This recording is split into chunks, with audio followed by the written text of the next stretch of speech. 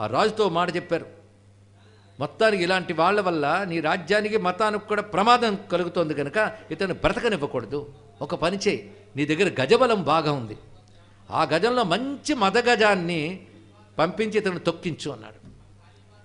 దానితో గజశాల వద్దకు వెళ్ళి అందులో బాగా మదించిన గజాన్ని తలుపులు తీసి బయటకు పంపారు. అది రావడం ఎలా వచ్చిందో వర్ణిస్తున్నాడు.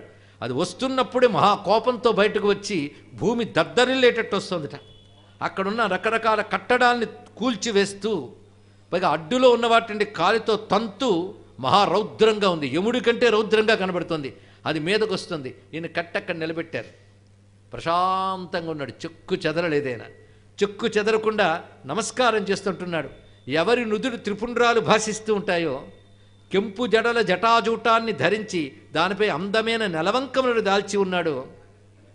ఎవడు గజానను యొక్క తండ్రియో, నాట్యభంగిమలో జగన్ అనుగ్రహిస్తున్నాడో అతడి సేవకులమైన మాకు భయం అనేది ఉండదు. ఇది చెప్పాడు.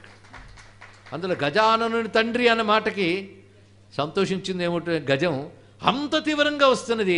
ఈయన దగ్గరికి వచ్చేప్పటికి వినమ్రమై శాంతమై నమస్కారం చేసి ప్రదక్షిణ చేసింది. మొత్తం ప్రదక్షిణ చేసి మళ్ళీ వెనక్కి వెళ్ళిపోతుంది. ఆ వెనక్కి వెళుతూ ఉంటే అక్కడ ఉన్నటువంటి అన్యమతాచార్యుల వాళ్ళు వీళ్ళందరూ కలిసి దాన్ని పొడిచి మళ్ళీ వెనక్కి పంపిస్తున్నారు.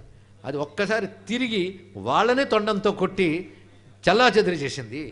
దానితో ఇంకా ఇలా లాభం లేదు, ఇతను చంపడానికి ఒక పని చేయాలి.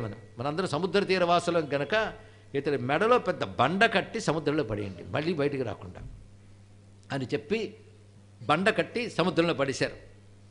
అందులో పడిన వెంటనే ఆయన మళ్ళీ పరమేశ్వర్ ధ్యానం చేస్తూ కీర్తిస్తున్నాడు. అప్పుడు అతను ఆధారంగా తీసుకునే దేన్ని అంటే ఉచ్ఛ్వాస నిశ్వాసలుగా మారిపోయిన పంచాక్షరిని ఆధారంగా తీసుకున్నాడు అన్నారు. ఇక్కడ ఉచ్ఛ్వాస నిశ్వాసలుగా మారిపోయిందట, అదే జపిస్తున్నాడు. చిత్రం ఏంటంటే ఏ బండతో కింద పడ్డాడో ఆ బండ అతనికి తెప్పగా మారిపోయి తేలియాడించిందటండి. ఇక్కడ అలా తేలియాడుతూ వెళుతున్నాడు. ఆ తేలియాడుతూ సముద్రం మీద హాయిగా వెళుతూ శివునిపై కీర్తనలు పాడుతున్నాడు. అప్పుడు ఒకటే మాట అన్నాడు, జనన మరణ రూపమైన సంసార సాగరం నుంచి అలవోకగా ఒడ్డును చేర్చే పరమేశ్వరుడు దాసులకి సముద్రం ఎంత అనే భావంతో ఆయన పదిగాలు పలుకుతున్నాడు. ఆఖరికి శిలారూపమైన పల్లకి ద్వారా ఆయన ఒడ్డుకు చేరు